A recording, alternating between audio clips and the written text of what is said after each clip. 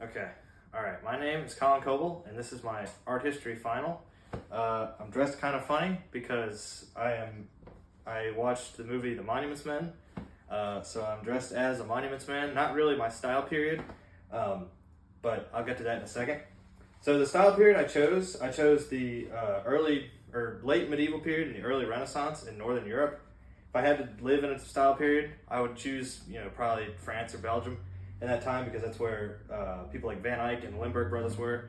And it was all it was highly like religious art, and the art was very detailed. It was, I remember in class, we could zoom in on the portraits, and like you could see like the hairs on the dog, or like, the grains of wood on the floor.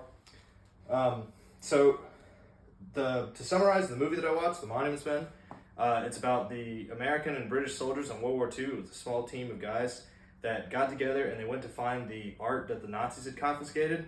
So the two main artworks of the movie were Van Eyck's Ghent altarpiece from the 1430s, which the Nazis stole out of the St. Bavo Cathedral in, Ghent, Belgium.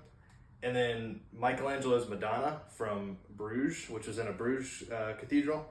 Somehow it ended up in Belgium. I think it was explained that Napoleon brought it there or something like that. It was looted during another war previously, and that seems to be a trend of leaders. They when they conquer places, they sort of take the art out of it. So what was happening was the Germans, they were stealing these really famous art pieces from these different collections, and then they were taking them off and they were hiding them in mines all across like Germany and Belgium and those different places. And this kind of stumped the Monuments Men because they didn't think to look in the mines, and then it kind of gets revealed at the end of the movie that they finally they find a map and he's got like all the mines circled. So that's kind of how they figure out to go into the mines. But so that's the movie. And then for the character that I relate to most in the movie is a guy called Jean-Claude Clermont, and he's a French guy and he's fighting with the British, and he's but they're kind of like it's all like run by Americans, but he's part of the Monuments Men group.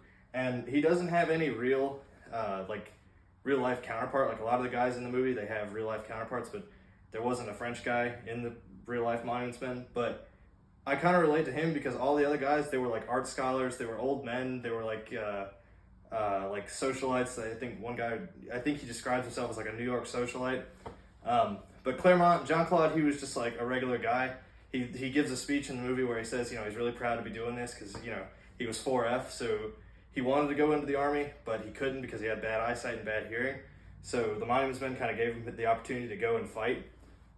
And he didn't seem to have any like art, knowledge or anything. Like, he wasn't like a scholar or anything. He was sort of just like a regular guy that liked artwork. And that's just, that's kind of how I am. Like, I'm no scholar or anything on any of this, as you can probably tell. And then my character that I'd want to be in the time period of my my art style, I'd want to be something like probably like a monk or something, or like some sort of like religious position, because then I could be in a church. So, you'd sort of always have food, and you'd sort of be looked after. You'd kind of be safe because you'd been in a church. And then most of the artwork at the time was religious, so I'd get to sort of look and see the different types of artwork and like see the really important artwork, like the Ghent altarpiece. Like that was an altarpiece. It was in a church, so I'd be able to go and look at that.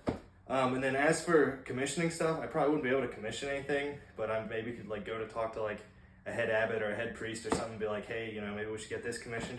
And I'd probably want something from like Van Eyck, because just looking at his and looking at the level of detail in his artworks is, I really like that. And maybe I'd want like I particularly like illuminated manuscripts, so maybe I'd go to like the Limburg brothers and maybe get us like a Bible, or get the church like a Bible that everybody could come and read. So I'd probably do something like that.